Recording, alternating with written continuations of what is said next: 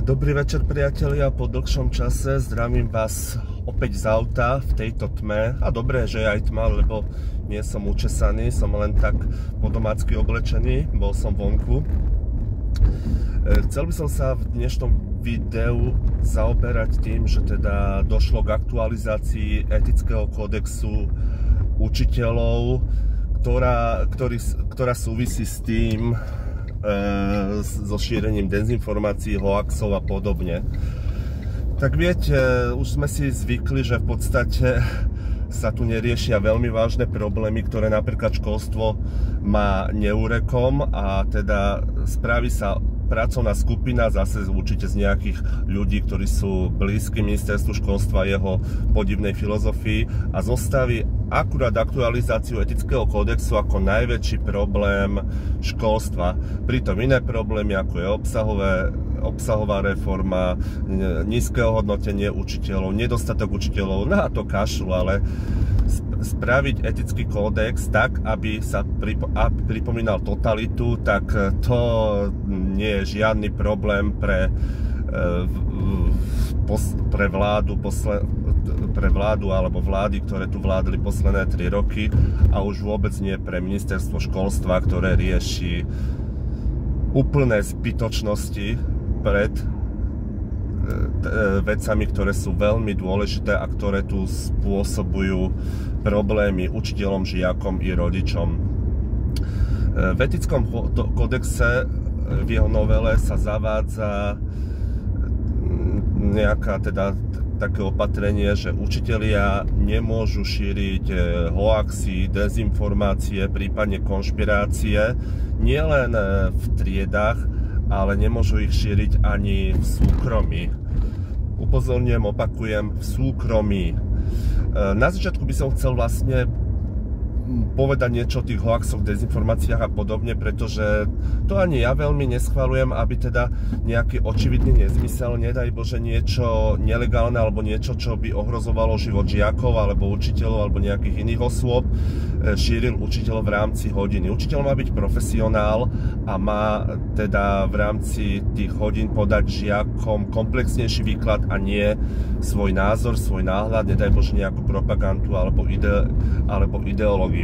Na tom sa úplne zhodnem, a keby takéto niečo bolo v kódexe, tak nemám proti tomu nejaké námietky, pretože učiteľ je považovaný za odborného pracovníka a nemal by šíriť jednostranný uhol pohľadu nejakej témy, a najmä keď je subjektívne podfarbený.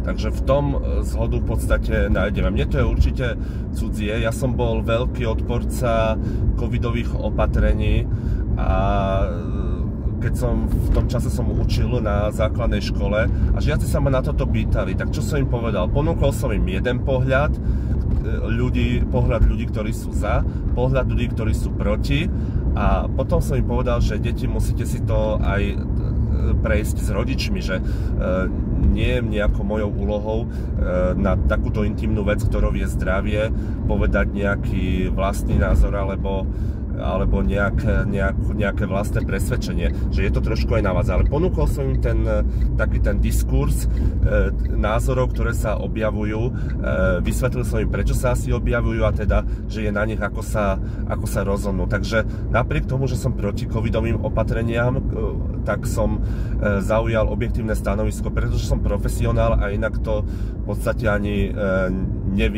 neviem robiť. Samozrejme, ak by išlo nejakú pozitívnu vec, napríklad robenie dobrých skutkov, tak tam by som naozaj až propagoval ten svoj názor, že teda treba robiť dobré skutky, že som spravil nejaký dobrý skutok, že pomáham a podobne. Tam to je pozitívna propagácia, to sa dá ešte prijať. No, ale zasahovať do súkromia učiteľa, to je niečo nepredstaviteľné.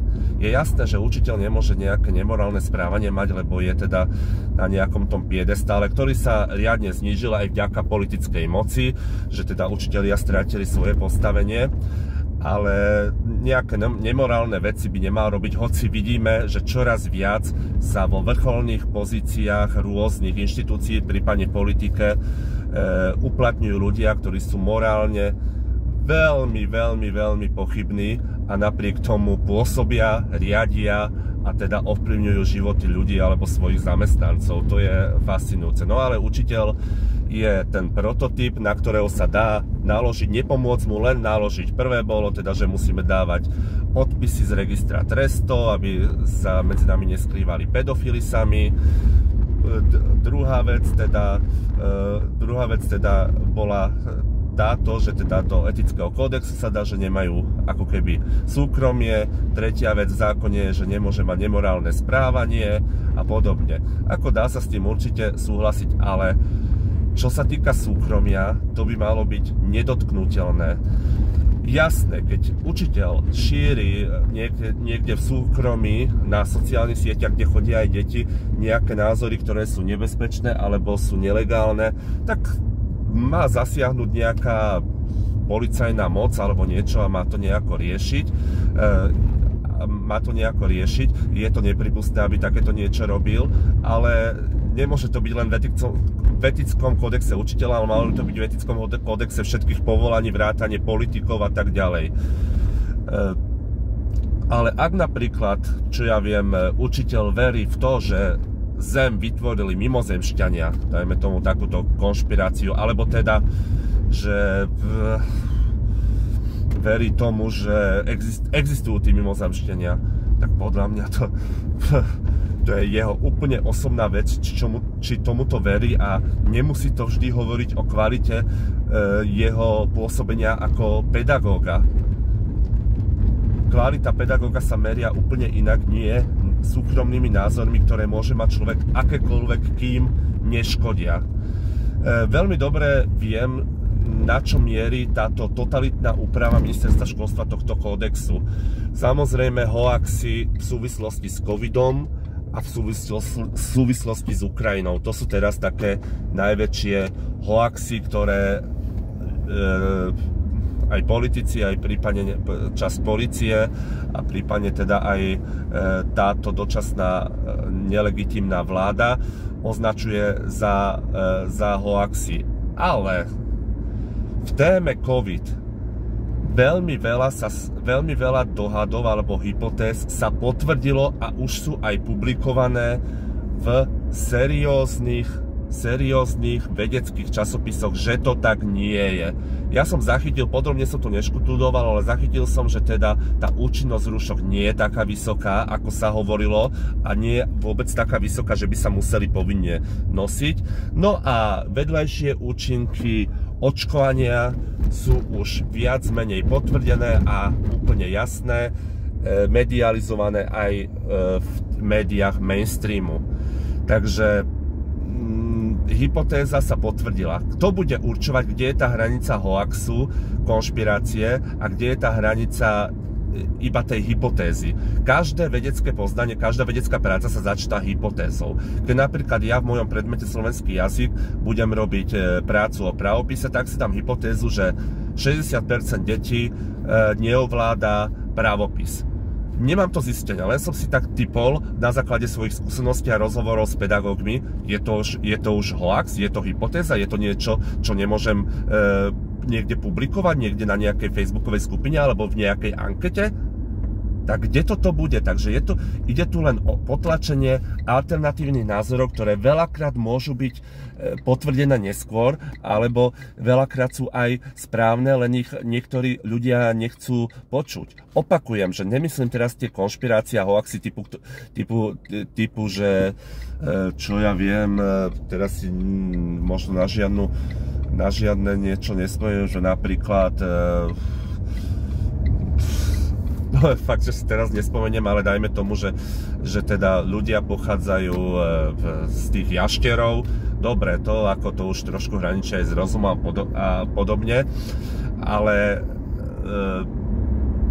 takéto konšpirácie aj ja odmietam a rozumný učiteľ by ich nemal šíriť a už vôbec nie medzi deťmi, ale to sme si povedali na začiatku, že medzi deťmi naozaj by sme nemali šíriť takéto jednostranné náhľady. Takže s takýmito ani ja nesúhlasím, ale prečo by si nemohol učiteľ nejaké hypotézy alebo nejaké alternatívne názory pokojne zdieľa, najmä keď sa potvrdzujú. Druhou tému, ktorú som spomenul, bola tá Ukrajina.